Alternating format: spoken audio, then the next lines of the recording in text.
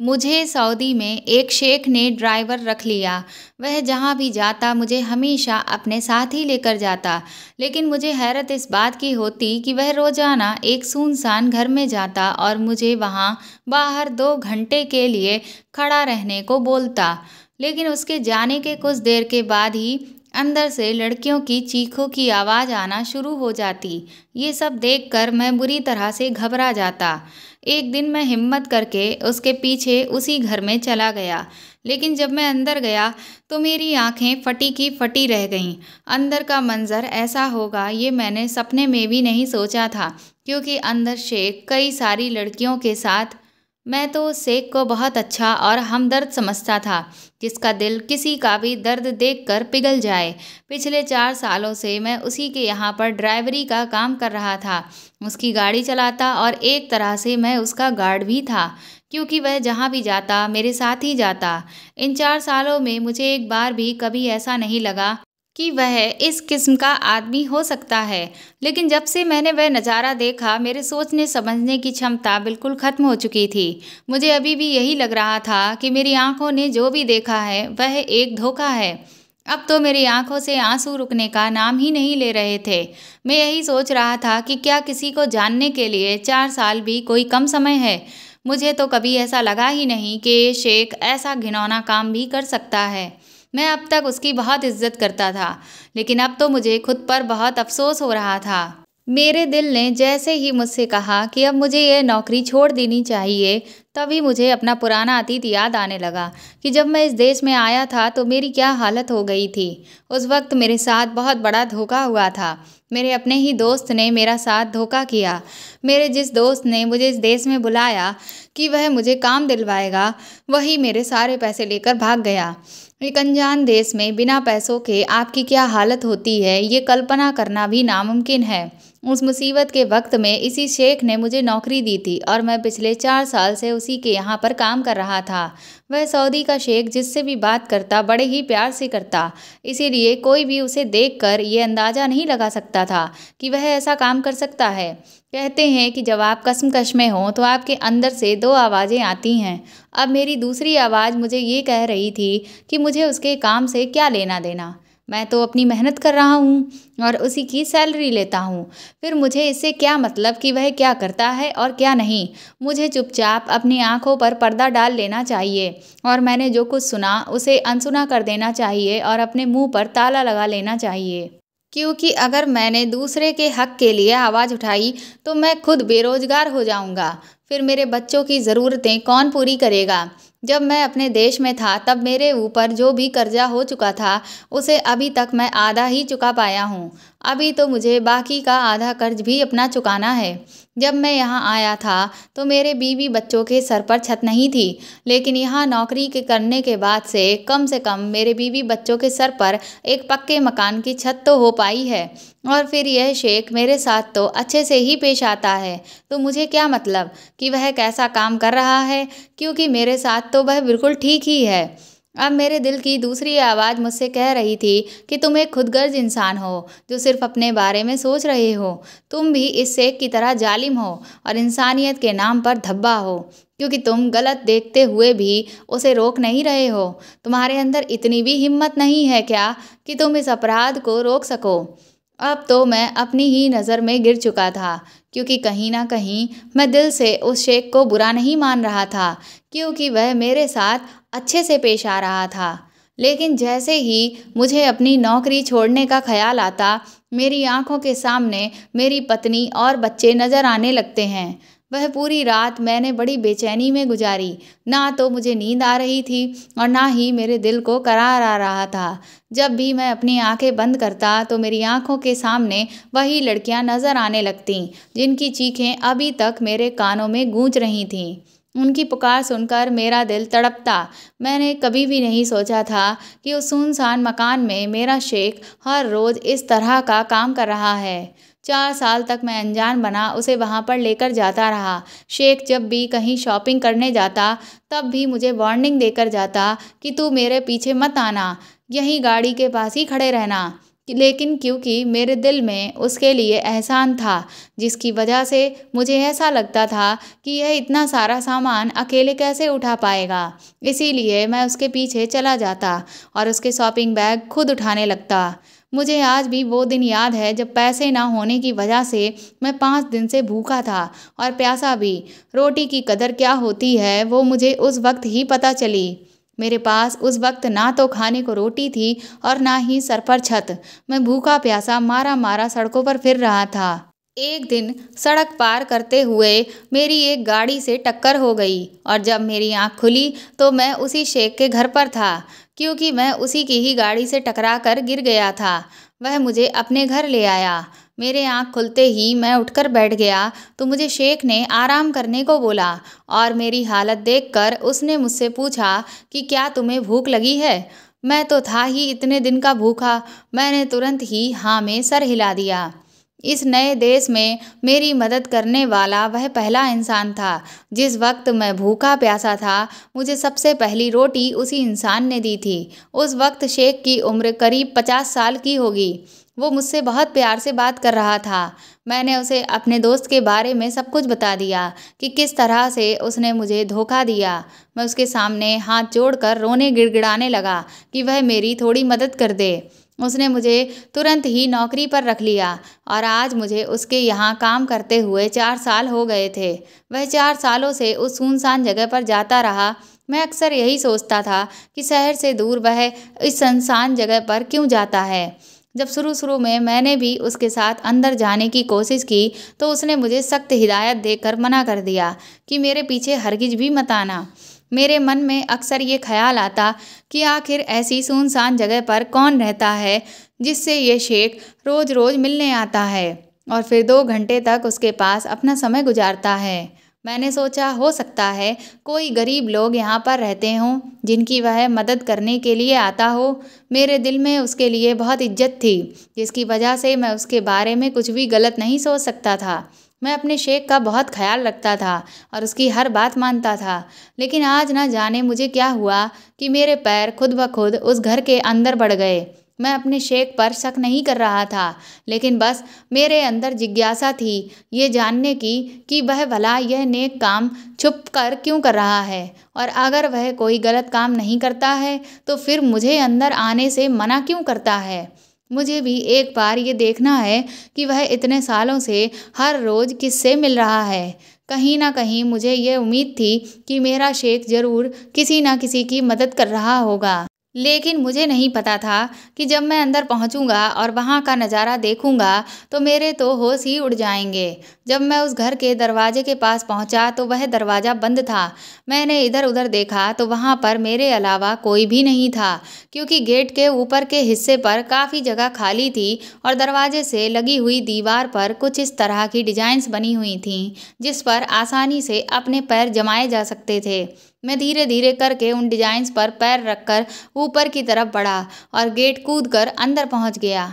जब मैं अंदर पहुंचा तो थोड़ा हैरान हुआ, क्योंकि बाहर से जो घर बिल्कुल बेकार नज़र आ रहा था, अंदर से बड़ा ही खूबसूरत और साफ़ सुथरा बना हुआ था।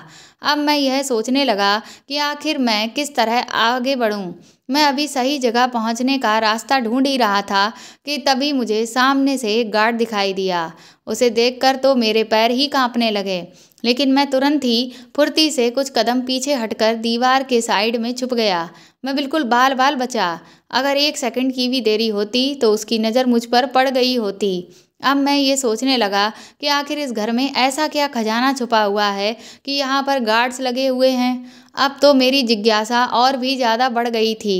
मैं अंदर जाने से खुद को रोक ही नहीं पा रहा था, लेकिन मुझे साफ नज़र आ रहा था कि अंदर जाना किसी खतरे से खाली नहीं है और इतना खतरा मोल लेने की हिम्मत मुझ में अब नहीं हो रही थी। इसीलिए मैंने सोचा कि बिना बात किसी मुसीबत को दावत देने की आखिर ज़रूरत ही क्या है। मैं वापस उसी गेट की तरफ बढ़ने लगा जिससे अभी मैं कूदकर अंदर आया था। लेकिन जैसे ही मैंने अपने कदम बढ़ाए तभी मुझे किसी लड़की के चिल्लाने की आवाज़ सुनाई दी। उस आवाज़ से मेरे कदम अचानक ही रुक गए। वह आवाज़ उसी कमरे से आ रही थी जिसकी दीवार के पीछे मैं छुपा खड़ा हुआ था। लेकिन क्योंकि उस दीवार में कोई खिड़की नहीं थी तो मैं देख नहीं पा रहा था कि आखिर उस कमरे में हो क्या रहा है। तभी मैंने जब अपनी नज़र दौड़ाई तो मुझे दीवार के ऊपर एक छोटा सा रोशनदान दिखाई दिया। वह आवाज़ उसी रोशनदान की वजह से मुझे साफ सुनाई दे रही थी, लेकिन वह रोशनदान काफ़ी ऊंचाई पर बना हुआ था, जहां पर पहुंचना मेरे लिए मुश्किल था। क्योंकि दीवार ऊंची थी, अब मैं अपने आसपास देखने लगा जिसकी मदद से मैं उस रोशनदान तक पहुंच सकूं।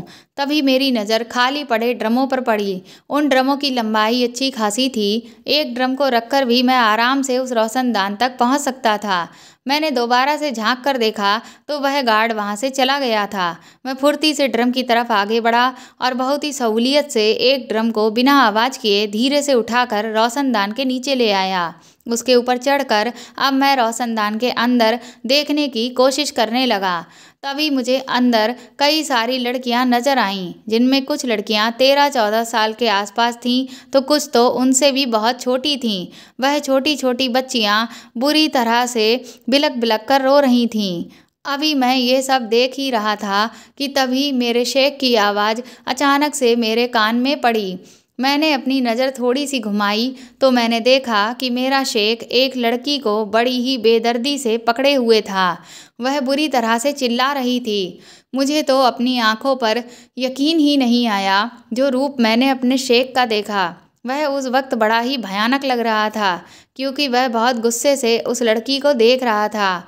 उसने उस लड़की को बड़ी ही बेरहमी से जोर का धक्का देकर फेंक दिया। वह बेचारी बहुत तेजी से नीचे गिरी और चोट लगने की वजह से करहाने लगी। उसके बाद वह शेख के सामने हाथ जोड़कर माफ़ी मांगने लगी और गिड़गिड़ाने लगी कि मुझे छोड़ दो, लेकिन शेख ने उसे बुरी तरह से पीटना शुरू कर दिया। ये सब देखकर तो मेरा कलेजा मेरे मुंह को ही आ गया। मेरे कान उन लड़कियों की चीखें अब बर्दाश्त ही नहीं कर पा रहे थे। मैं जल्दी से नीचे उतरा और अपने कदमों की रफ्तार तेज करते हुए फुर्ती से गेट खोलकर गाड़ी के पास आकर खड़ा हो गया। अब तो मुझे ऐसा लग रहा था कि मेरा सर बुरी तरह से चकरा रहा है। मेरा दिल इतनी तेज़ तेज़ धड़क रहा था जैसे कि मुझे अभी हार्ट अटैक ही आ जाएगा। मेरी हालत ख़राब होती ही चली जा रही थी। मैंने सपने में भी नहीं सोचा था कि आज मुझे अपने शेख का इतना भयानक रूप देखने को मिलेगा। 2 घंटे के बाद जब वह शेख उस घर से बाहर आया तो उसके चेहरे पर वैसी ही मुस्कान बिखरी हुई थी जैसी कि हमेशा होती है। जबकि मैंने उसे अंदर देखा था तो वह बहुत गुस्से में था, लेकिन इस वक्त उसके चेहरे पर गुस्से का नामो निशान तक नहीं था। अब क्योंकि मुझे अपने शेख का राज मालूम हो चुका था, जिसकी वजह से अब मुझे बहुत ज़्यादा डर लग रहा था। पहली बार ऐसा हुआ कि गाड़ी चलाते हुए 2 बार मेरी गाड़ी टकराते टकराते बची। शेख मुझसे कहने लगा, क्या हो गया है तुम्हें? आज क्या तुम्हारी तबीयत ठीक नहीं है? अब मैं उससे क्या कहता कि मैंने आज क्या देख लिया है। मैंने बहाना बना दिया कि पता नहीं, लेकिन बस मुझे थोड़े चक्कर आ रहे हैं। तभी अचानक से मैंने किसी को टक्कर मार दी। मैं घबरा कर नीचे उतरा। शेख भी थोड़ा डर गया। जब गाड़ी के पास जाकर देखा तो एक लड़की नीचे बेहोश पड़ी हुई थी। शेख ने मुझसे कहा, ये तुमने क्या कर दिया? अगर तुम्हारी तबीयत ठीक नहीं थी तो तुम मुझे बता देते, तो आज मैं गाड़ी चलाने के लिए किसी और को ले आता। मैं घबराई हुई नज़र से शेख की तरफ देखने लगा। फिर उसने मुझसे तुरंत ही कहा कि इसे गाड़ी में लिटाओ और घर लेकर चलो। जब हम शेख के घर पहुंचे तो मैं उस लड़की को उठाकर शेख के बताए हुए कमरे में लेकर गया। शेख ने गाड़ी में ही डॉक्टर को फ़ोन कर दिया था, इसीलिए हम लोग जैसे ही घर पहुंचे कुछ सेकंड बाद ही डॉक्टर घर आ गया। डॉक्टर ने जब लड़की का चेकअप किया तो उसने कहा, ज़्यादा चोट नहीं आई है, बस शायद टकराने की वजह से घबरा गई है, जिसकी वजह से बेहोश हो गई है। अभी थोड़ी ही देर में इसे होश आ जाएगा, आप बिल्कुल भी फिक्र ना कीजिए। फिर डॉक्टर कुछ दवाइयाँ लिखकर वहाँ से चला गया। शेख ने मुझसे कहा, तुम भी जाओ और अपने क्वार्टर में आराम करो जाकर, क्योंकि तुम्हारी तबीयत भी ठीक नहीं है। लेकिन मेरा वहाँ से जाने का बिल्कुल भी मन नहीं था। उस बेचारी लड़की को मैंने टक्कर मार दी थी, मेरी वजह से उसकी यह हालत थी। मैंने शेख से कहा कि मैं अभी कुछ देर यहीं बैठना चाहता हूँ, क्योंकि मुझे बहुत अफसोस हो रहा है। तभी उस लड़की को होश आ गया। वह लड़की करीब 25-26 साल की होगी। शेख ने उसको पहले कुछ खाने पीने को दिया उसके बाद जब वह थोड़ा संभली तो उसके बारे में जानकारी लेना शुरू किया। वह लड़की बोली कि वह इस दुनिया में अकेली है। इतने सालों से वह एक अनाथ आश्रम में रह रही थी, लेकिन कुछ हफ्तों पहले वहां पर शॉर्ट सर्किट होने की वजह से उस अनाथ आश्रम में आग लग गई, जिसकी वजह से बहुत सारे अनाथ बच्चे जिंदा ही जल गए। लेकिन क्योंकि उस वक्त वह किसी काम से बाहर गई हुई थी, इसलिए वह आज जिंदा है। लेकिन अब क्योंकि वह पूरी तरह से बेसहारा हो गई थी, इसलिए वह सड़कों पर यहाँ वहाँ भटक रही थी। उसकी ये बात सुनकर शेख के चेहरे पर एक अजीब सी मुस्कान आ गई। न जाने क्यों उस मुस्कान को देखकर मेरे अंदर खौफ जाग गया। क्योंकि मैं शेख की सच्चाई जान चुका था, तो अब मुझे ऐसा लगा कि कहीं यह इस लड़की को भी अपना शिकार तो नहीं बनाना चाहता।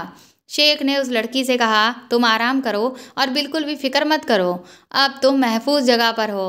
उसके बाद शेख ने मुझसे कहा कि अब तुम भी जाकर अपने क्वार्टर में आराम करो।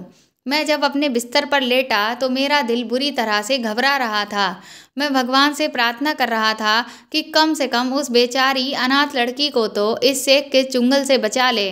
फिर मैंने सोचा कि क्यों ना मैं ही उस लड़की के पास चुपके से जाकर उसे कह दूं कि वह जल्द से जल्द यहाँ से निकल जाए, वरना वह बहुत बड़ी मुसीबत में फंस सकती है।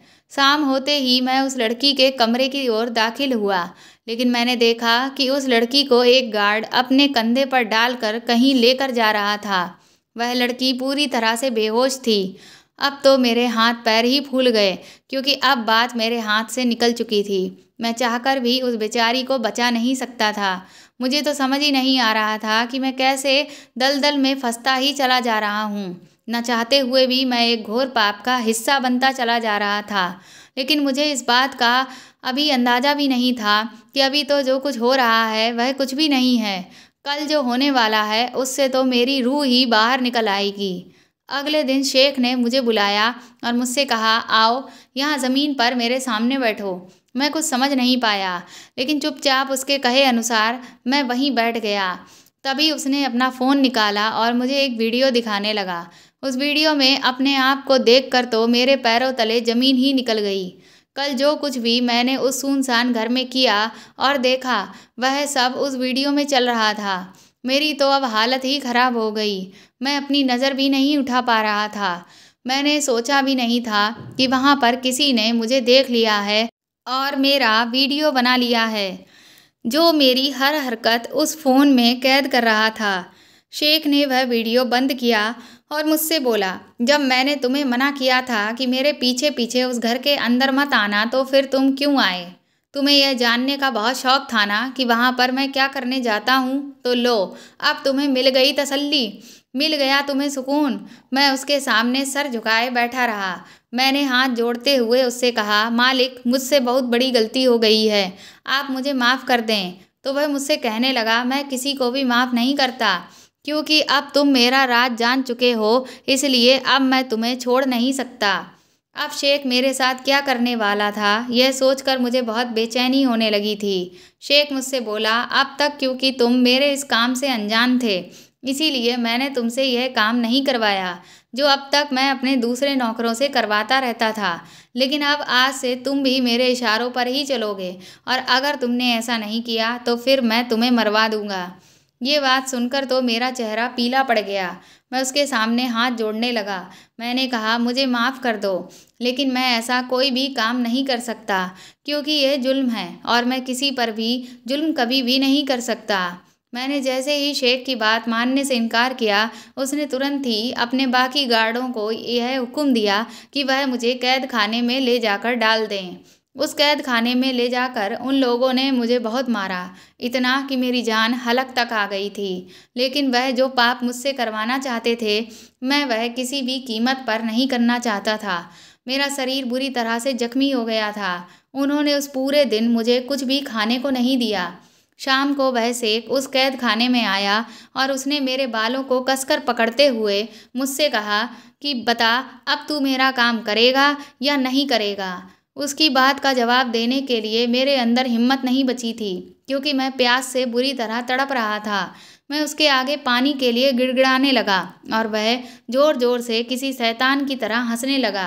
वह मुझसे बोला, जब तक तू मेरा काम करने के लिए राजी नहीं होगा, तुझे ना तो पीने के लिए पानी और ना खाने को खाना मिलेगा। लेकिन अगर अभी के अभी तू राजी हो जाता है तो तुझे दोनों ही चीज़ें मिल जाएंगी। शायद मैं अपनी भूख प्यास से तड़प कर उस काम के लिए हाँ कर भी देता, लेकिन तभी मेरी आंखों के सामने उन बच्चियों का मासूम चेहरा आने लगा, जिसे याद कर मैंने फिर से इनकार में अपना सर हिला दिया। मेरा इनकार देखते ही शेख बुरी तरह से बौखला गया और तुरंत ही कैद खाने से बाहर चला गया। मुझे लगा शायद अब वह हार मान चुका है, लेकिन ये मेरी गलत फहमी थी।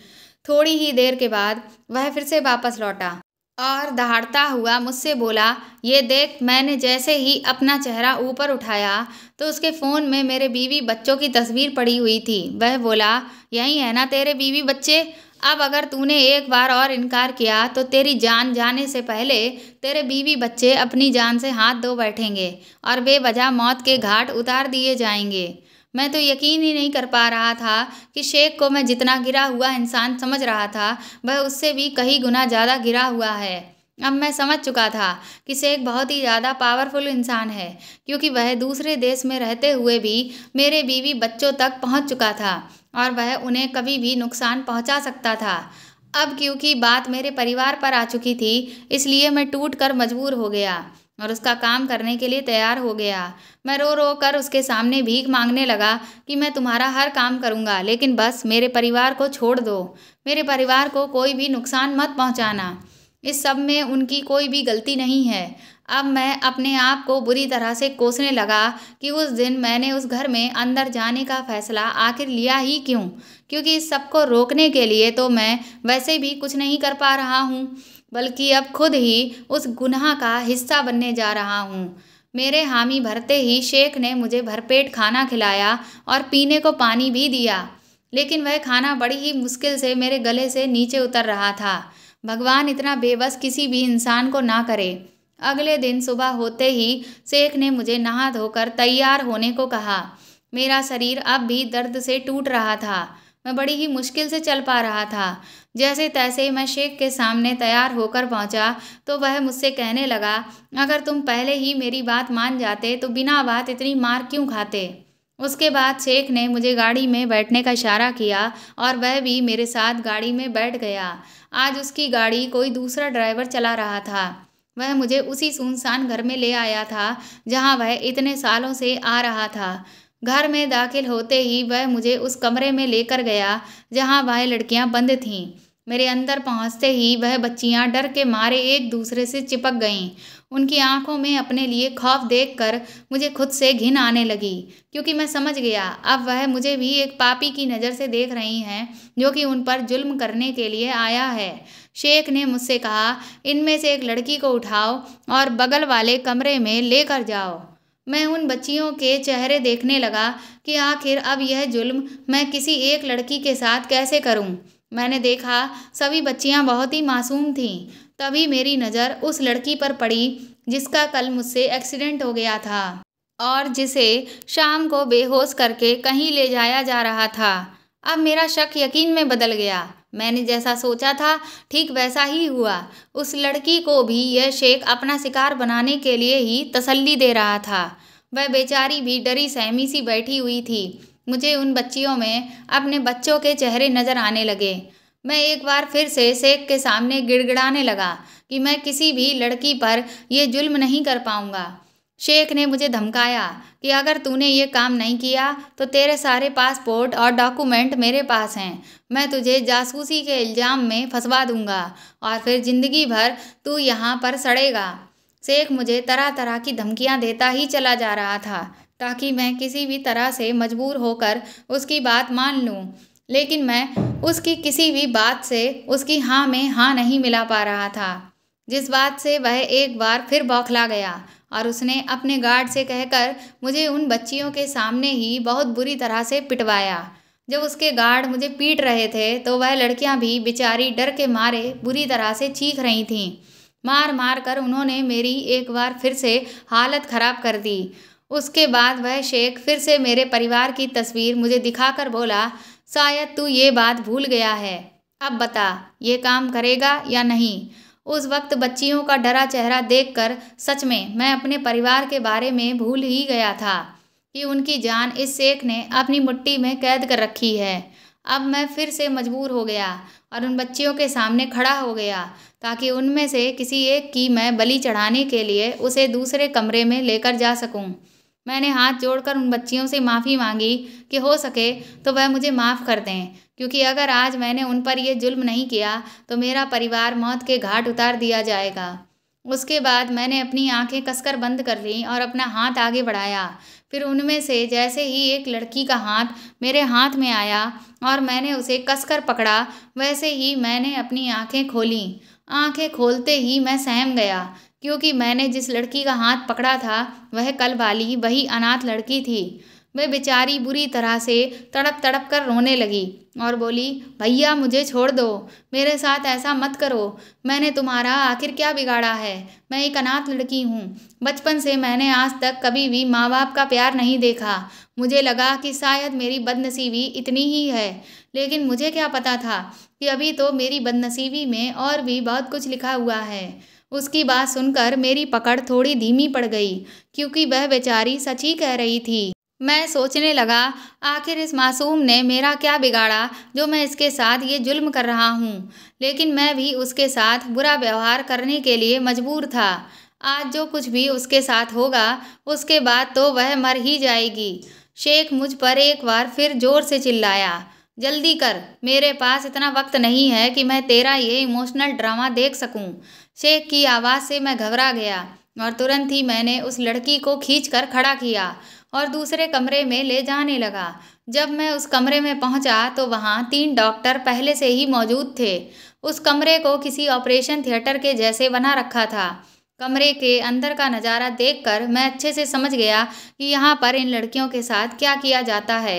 ये लोग इन लड़कियों के अंगों को निकाल कर काला बाजारी में बेचते हैं, जिससे ये तो मोटा पैसा कमाते हैं, लेकिन ये लड़कियां बेचारी बेमौत मारी जाती हैं। ब्लैक मार्केट में इंसान के अंगों के दाम बहुत ही महंगे दामों पर बिकते हैं। ये बात मुझे पता थी। डॉक्टर ने मुझसे ही कहा कि मैं उस लड़की को बेड पर लिटा दूं। मैंने ज़बरदस्ती उस लड़की को लिटा दिया। वह बुरी तरह से चिल्ला रही थी और तड़प रही थी। मुझसे यह देखा ना गया और मैं उसे छोड़कर तुरंत ही कमरे से बाहर निकल आया। जब मैं बाहर निकला तो शेख बाहर ही मेरा इंतज़ार कर रहा था और उसने मेरी पीठ थपथपाते हुए कहा, बहुत अच्छे, आज से तुम भी मेरी तरह शैतान ही कहलाओगे। मैं बेजान कदमों से उसके साथ बाहर जाने लगा। मेरी आंखों के सामने अपने बच्चों के चेहरे नज़र आने लगे। मेरी आंखों से आंसू रुकने का नाम ही नहीं ले रहे थे। मैं यही सोच रहा था कि क्या पैसा ही सब कुछ होता है? ये डॉक्टर तो कितने पढ़े लिखे हैं, लेकिन फिर भी ये अपना ईमान सिर्फ पैसे की खातिर बेच रहे हैं। बल्कि डॉक्टर बनकर तो ये दिन में ना जाने कितने लोगों का इलाज करते होंगे, उन्हें जिंदगियां देते होंगे और उससे भी न जाने कितना पैसा कमाते होंगे। फिर भी ये रात को चंद पैसों की खातिर बेचारी मासूम लड़कियों के अंगों को निकाल कर बेचते हैं। ये लड़कियां पता नहीं कहां कहां से पकड़ कर लाई गई हैं। इनके माँ बाप इन्हें बेतहाशा ढूंढ रहे होंगे, लेकिन उन्हें क्या पता कि उनकी लड़कियों के साथ यहाँ पर क्या हो रहा है, जिसकी सुनवाई करने वाला यहाँ कोई भी नहीं है। और आज मैं भी इस पाप का हिस्सा बन गया।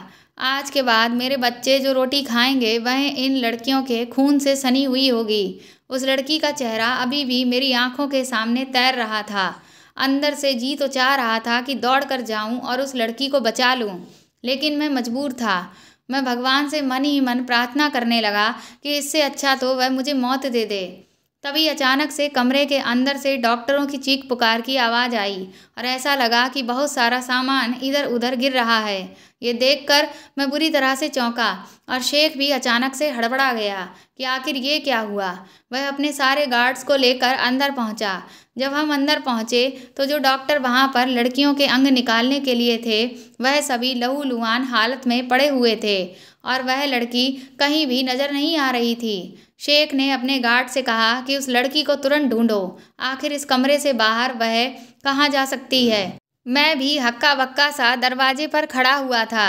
जैसे ही गार्ड्स आगे बढ़े तभी ठीक मेरे सर के ऊपर से वह लड़की उन गार्ड्स के ऊपर कूदी और 2-3 मुक्कों में ही उन सभी गार्डों को ढेर कर दिया।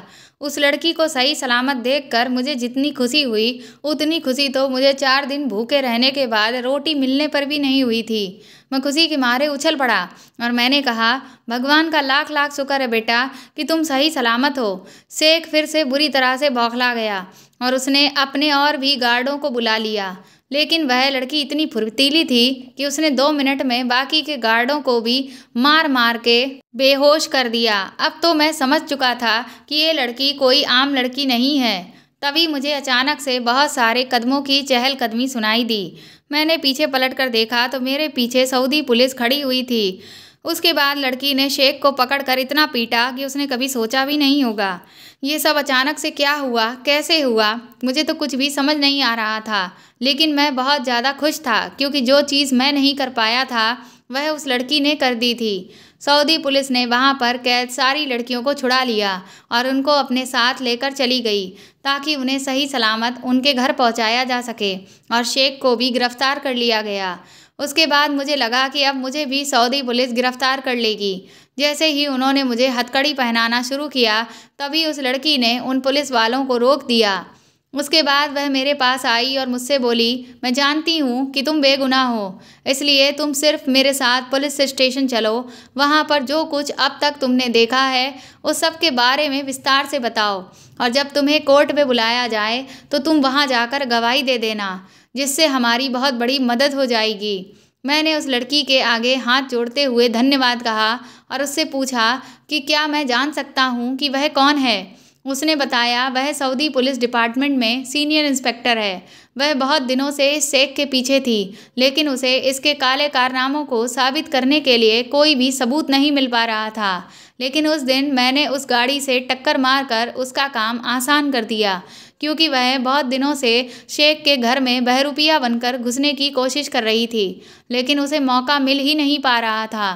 पर मेरे टक्कर मारने की वजह से उस दिन उसे वह मौका मिल गया, जिसकी वजह से आज सभी मासूम लड़कियों को बचाया जा सका और शेख के काले कारनामों को रोका जा सका। शेख पर मुकदमा शुरू हुआ था और शेख के खिलाफ गवाही देकर मैंने उसे फांसी की सज़ा दिलवा दी थी। उसके बुरे कर्मों का फल उसे अब मिल चुका था और मुझे भी अपने दिल में बहुत बड़ा सुकून था कि मैं एक बहुत बड़े पाप का हिस्सा बनने से बच गया था। सऊदी सरकार ने मुझे इतने बड़े गिरोह को पकड़वाने में मदद करने और गवाही देने के बदले में बहुत बड़ा इनाम दिया और वह जो सीनियर इंस्पेक्टर थी उन्होंने मुझे अपने ड्राइवर की नौकरी पर रख लिया। अब तो मैं अपने भगवान पर और भी ज़्यादा भरोसा करने लगा था। इंसान पैसे के लालच में इतना अंधा हो जाता है कि वह ये भूल जाता है कि एक दिन उसे भी मरकर भगवान के पास ही जाना है। उसके कर्मों का भी कहीं ना कहीं हिसाब हो रहा है, जिसकी सज़ा उसे मिलकर ही रहेगी। इंसान को कभी भी अच्छे कर्मों का साथ नहीं छोड़ना चाहिए, क्योंकि मरने के बाद हमारे साथ कुछ भी नहीं जाता, सिर्फ हमारे अच्छे कर्म ही जाते हैं। तो दोस्तों, आपको ये कहानी कैसी लगी हमें कमेंट करके ज़रूर बताएं और प्लीज़ मेरे चैनल को सपोर्ट करें। इस कहानी को ज़्यादा से ज़्यादा शेयर करें और लाइक करें और आप चाहें तो मुझे सुपर थैंक्स भी दे सकते हैं। और अगर आप मेरे चैनल पर नए हैं तो सब्सक्राइब करके बेल आइकन को ज़रूर दबा दें, ताकि आगे भी मैं आपको ऐसी ही अच्छी कहानियाँ सुनाती रहूँ। Thank you.